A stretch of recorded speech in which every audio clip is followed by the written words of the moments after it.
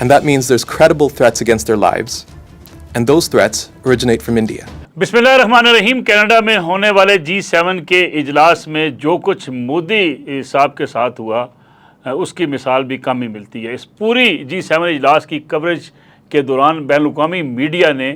हिंदुस्तान के वज़ीर आज़म नरेंद्र मोदी की तस्वीर और इंडियन परचम भी हटा दिया। गोया कहीं भी इंटरनेशनल मीडिया में हिंदुस्तान की इस पार्टिसिपेशन की पजीराई नहीं मिली है। और लगता यह है कि हिंदुस्तान को महज एक रस्मी कार्रवाई पूरी करने के लिए बुलाया गया, क्योंकि जब वो पहुँचे उस वक्त सरबराहान मुमलकत जो है वो वहाँ पे मौजूद ना थे और डोनाल्ड ट्रंप वैसे ही उठकर चले गए। गोया मोदी सरकार की जो कोशिश थी कि वो अमेरिकी प्रेसिडेंट डोनाल्ड ट्रंप से मुलाकात कर पाएंगे, G7 के इजलास में उनकी ये ख्वाहिश भी पूरी ना हो सकी। इससे पहले भी बड़ी तनकीद की जा रही थी, क्योंकि मोदी सरकार ये कोशिश कर रहे थे कि वो अमेरिकी प्रेसिडेंट से मुलाकात कर लें और ये मौका था उनके पास। लेकिन दूसरी तरफ अमेरिकी हुकाम का ये कहना है कि सदर डोनाल्ड ट्रंप इसलिए उठकर चले गए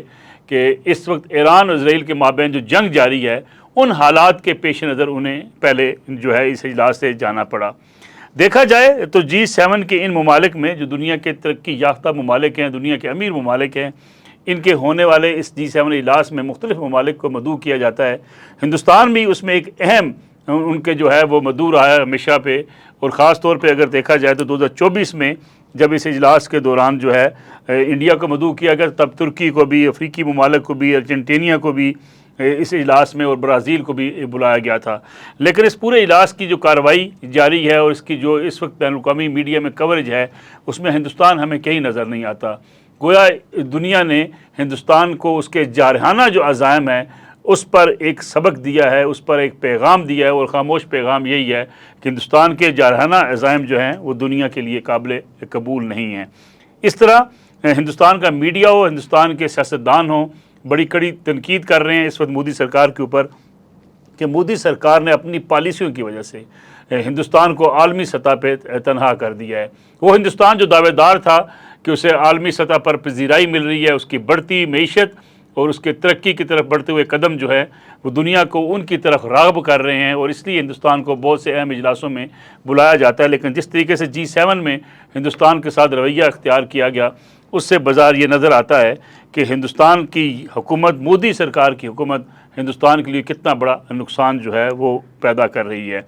ट्रंप से मुलाकात ना होना मोदी सरकार के लिए न सिर्फ एक जो है उनके लिए एक धचके का बायस भी है, और दूसरी तरफ हिंदुस्तान की जो अपोजिशन है उसको भी इस बात का मौका मिला है कि वो अब मोदी सरकार के ऊपर खुल कर तनकीद कर रहे हैं कि किस तरीके से नरेंद्र मोदी की पॉलिसियों ने हिंदुस्तान के लिए मसाइल पैदा कर दिए। ऑल इंडिया तृणमूल कांग्रेस के जो है सरकार ने तो ये तक कह दिया है कि डोनाल्ड ट्रंप का अचानक उठ कर जाना ये महज इत्तफाकी नहीं है, और ना ही उन्होंने कहा कि ये ईरान और इजराइल के जंग के हवाले से हो सकता है, बल्कि ये मोदी सरकार को पैगाम दिया गया है, उनको वाज़ेह इशारा दिया गया है कि जिस तरीके से डोनाल्ड ट्रंप ने जंग के दौरान भी उनको एक शटअप कॉल दी थी हिंदुस्तान को, इसी तरीके के रवैये का मुजाहरा उन्होंने G7 के इजलास में भी किया है। भारतीय मीडिया और भारत की अपोजिशन इस वक्त मोदी सरकार के इस सलूक के साथ जो उनके साथ रवा रखा गया इस पर भी कड़ी तनकीद कर रहे हैं। और दूसरी तरफ देखा जाए तो जो ममालिक शरीक हैं उन्होंने भी कोई मोदी सरकार के लिए या मोदी हुकूमत के लिए कोई इतनी ज़्यादा जो है वो खुश दिली का मुजाहरा नहीं किया है। दूसरी तरफ अगर इन हालात को देखें, पाकिस्तान और भारत के साथ जंग के बाद से जो आलमी सतह पे मुख्तलिफ ममालिक की तरफ से जो रवैया देखने में आया उसमें यही नज़र आता है कि हिंदुस्तान को इस जारहाना रवैये की वजह से मुँह की खानी पड़ी है, और उसे इस वक्त सफारती महाज पर भी शदीद किस्म के चैलेंजेस का सामना है। अभी एक ताज़ा तरीन जो सूरत हाल है वो ये है कि हिंदुस्तान ने न सिर्फ मुसलमानों के साथ बल्कि दीगर अक़लीतों के साथ भी जो सलूक रवा रखा हुआ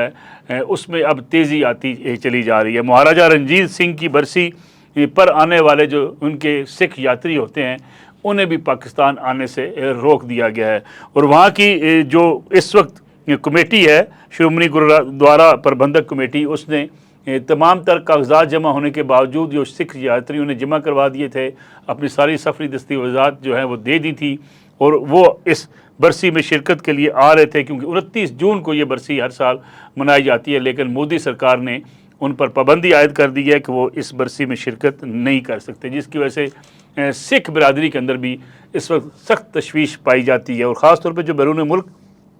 سکھ رہنما یا سکھ موجود ہیں، سکھ خاندان، انہوں نے بھی بڑی شدید تنقید کی ہے کہ ان کے عزیز و اقارب بھی جب آتے ہیں اس برسی کے موقع پر تو ان کے ساتھ ان کی ملاقاتیں ہو جاتی ہیں، لیکن اس بار ہندوستان کی حکومت نے مسلمانوں کے ساتھ ساتھ سکھوں کے اوپر بھی جو ہے وہ زندگی جینا ان کے لیے بھی مشکل کر دیا ہے۔ دوسری طرف اگر دیکھا جائے تو 29 جون کو ان تمام جو ہے سکھ یاتریوں کی آمد کی تیاریاں بھی مکمل تھیں، اور وہ تقریباً تمام اپنے اپنے جو ہے وہ شیڈول کے مطابق پاکستان آنے کی تمام چیزیں طے کر چکے تھے، لیکن عین موقع پہ انہیں اس بات سے منع کر دیا گیا ہے۔ یہ ہے صورتحال اس وقت ہندوستان کی، کہ جہاں یہ کہا جاتا ہے کہ وہ دنیا کی سب سے بڑی جمہوریت ہے، دنیا میں سب سے بڑی جمہوریت ہونے کے ساتھ ساتھ وہ کہتے ہیں کہ اقلیتوں کے بھی ہم جو ہے وہ تحفظ کرتے ہیں، لیکن اپنے ہی شہریوں کے ساتھ جو ہندوستان کا رویہ ہے، مسلمانوں کو چھوڑ کر سکھوں کے ساتھ اور دیگر جو مختلف قومیں وہاں پہ بستی ہیں ان کے ساتھ جو رویہ اس وقت رکھا ہوا ہے ہندوستان کی سرکار نے، اور وہ زیادہ تر تنقید جو کی جا رہی ہے اپوزیشن رہنماؤں کی طرف سے، وہ یہی کی جا رہی ہے کہ مودی نے ہندوستان کے پورے اس چہرے کو مسخ کر کے رکھ دیا ہے، اور مودی نے جس طریقے سے اس کو ایک ریاست کو جو ہے ایک نہ صرف ہندوستان کی ریاست کو ایک ہندو اسٹیٹ بنانے کی پوری کوشش شروع کر دی ہوئی ہے، بلکہ دوسری طرف اپنے مخالفین، وہ مسلمان ہوں، وہ سکھ ہوں، وہ دیگر جو ہے وہ مختلف مذاہب کے وہاں لوگ جو بستے ہوں، ان کے لیے انہوں نے جینا مشکل کر دیا، ان کے حقوق سلب کیے جا رہے ہیں اور ان کے راستے میں رکاوٹیں کھڑی کی جا رہی ہیں، ان کو مذہبی رسومات کے اندر بھی شرکت کی اجازت نہیں ملتی۔ یہ حالات ہیں ہندوستان کے، اور گویا یہ لگتا یہ ہے کہ ہر آنے والے دن کے ساتھ ساتھ ہندوستان کے وزیر اعظم نریندر مودی ہندوستان کے لیے خود ایک خطرے کا باعث بنتے چلے جا رہے ہیں۔